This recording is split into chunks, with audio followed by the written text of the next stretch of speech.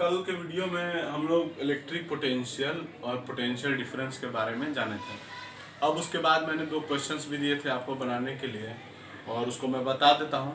कुछ लोग बनाए होंगे तो मिला लें, जो लोग भी बनाए होंगे मिला लें कि आपका सही है या गलत आंसर। तो पहला क्वेश्चन जो था हम लोग का था कि how much energy is given to each coulomb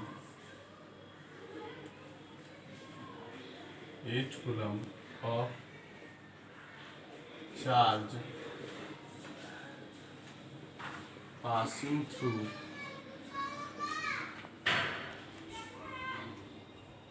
a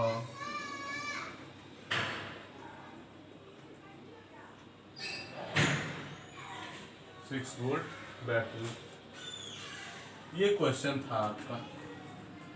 ये क्वेश्चन था कि कितना एनर्जी खर्च होगा, देना पड़ेगा ईच कुलम। ईच कुलम का मतलब मैंने पिछले वीडियो में बताया था 1 कुलम चार्ज को, ताकि वो पास कर सके एक 6 वोल्ट बैटरी के पोटेंशियल डिफरेंस से।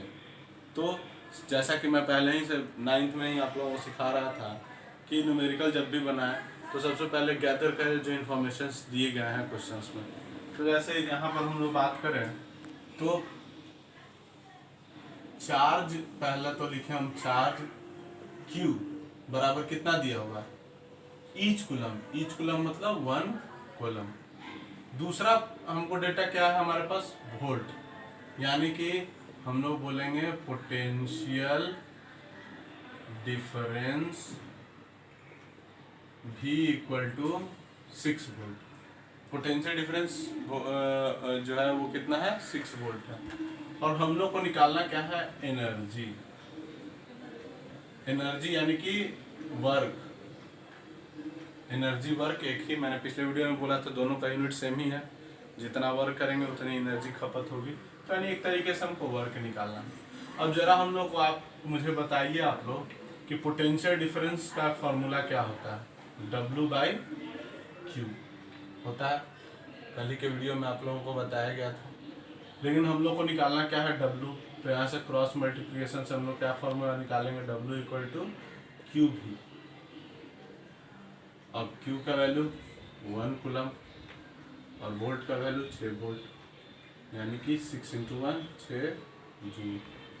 Work done. नेक्स्ट क्वेश्चन जो था हम लोग का सेकंड, वो था कि if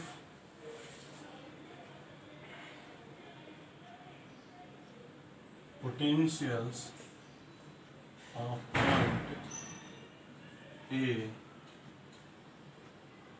and B are 5 volt and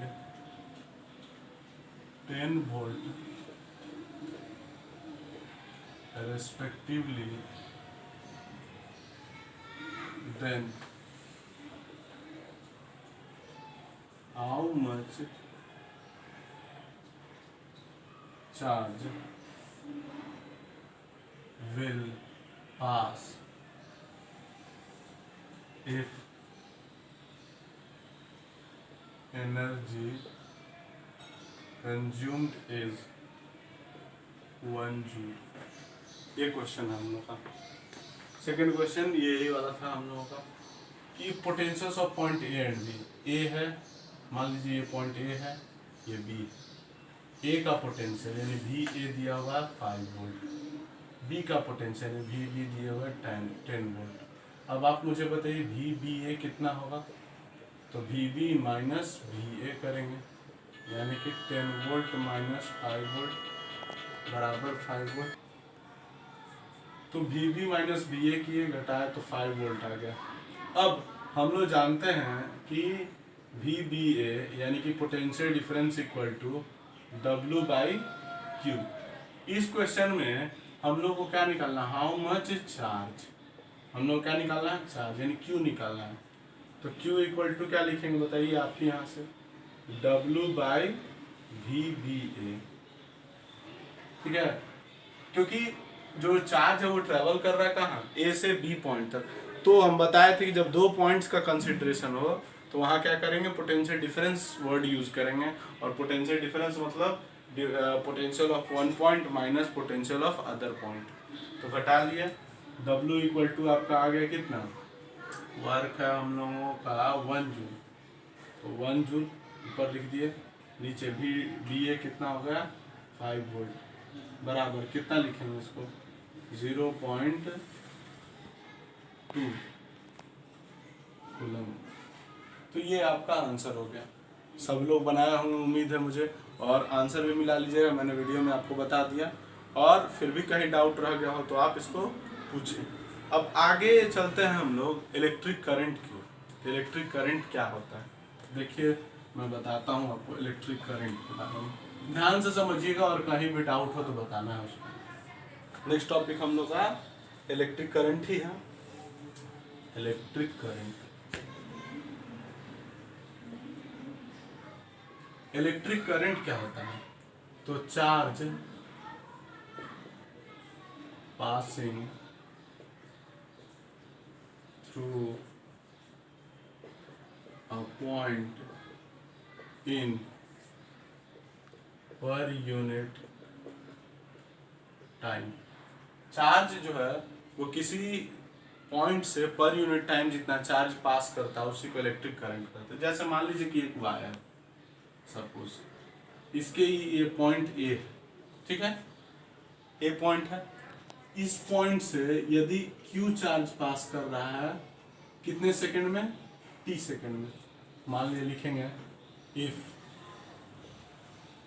charge Q is passing through point A in T seconds, then current को डिनोट करते हैं I से, याद रखिएगा। Then current I equal to Q by T, क्या फॉर्मूला हो जाएगा, Q बाई T। यानी यदि मान लीजिए कि यहाँ से 5 कूलम चार्ज पास कर रहा है 2 सेकंड में, मान लीजिए हर एक 2 सेकंड में इस तार के इस पॉइंट से 5 कूलम चार्ज पास कर रहा है, तो करंट कितना होगा, 5 कूलम ऊपर लिखेंगे, 2 सेकंड नीचे लिखेंगे, डिवाइड करेंगे 2.5 एम्पियर। अब यहाँ पे एम्पियर वर्ड आ गया तो मैं उससे भी बता दूं कि SI unit of current is ampere A से, या और भी क्या यूनिट हो सकता है आप लोग खुद दिमाग लगाइए। I बराबर क्या लिखें, Q बाई T। Q मतलब चार्ज का क्या होता है बताइए, कूलम, और बाई टाइम यानी बाई टाइम का कितना, सेकंड, यानी क्या हो गया कूलम पर सेकंड, ये भी यूनिट हो सकता है। अब अगला क्वेश्चन कि भाई सर जो इलेक्ट्रिक करंट है वो स्केलर क्वांटिटी है या वेक्टर क्वांटिटी है। तो बहुत लोग कंफ्यूज होंगे कि सर करंट का तो डायरेक्शन होगा, आप ऐसे भी देख लीजिए कि बैटरी में करंट का डायरेक्शन मैं जब आगे बताऊंगा तो बताऊंगा कि positive terminal to negative terminal. तो सर जब करंट का डायरेक्शन हमारे पास है तो करंट और मैग्नीट्यूड भी है, वैल्यू भी होता है कि इतना एम्पियर है या उतना एम्पियर है, तो फिर ये कौन सा एक क्वांटिटी में आएगा। तो मैं आपको क्लियर कट बता दूं कि current is scalar quantity. Current कैसा क्वांटिटी है, स्केलर। बहुत ध्यान से समझिएगा, क्यों स्केलर है तो बताता हूं मैं। मैग्नीट्यूड तो इसमें है, वेरी गुड, डायरेक्शन भी है, तो 90% लोगों को लगा हो क्या अच्छा ये तो वेक्टर हो गया सर। लेकिन उसके बाद मैंने आपको 9th में बोला था कि एक और भी छोटी सी क्वालिटी होती है वेक्टर में, कि वो स्केलर जो होता है ना वो नॉर्मल अलजेब्रा को फॉलो करता है, जोड़ घटाव जो नॉर्मल हम लोग करते हैं, लेकिन जो वेक्टर क्वांटिटीज होते हैं वो उनके लिए अलग अलजेब्रा अलग होता है, उसको बोलते हैं वेक्टर अलजेब्रा। तो वो अपने अलजेब्रा को फॉलो करते हैं, और उन्हीं अलजेब्रा के तहत आता है ट्रायंगल लॉ ऑफ एडिशन। क्या आता है, ट्रायंगल लॉ ऑफ एडिशन।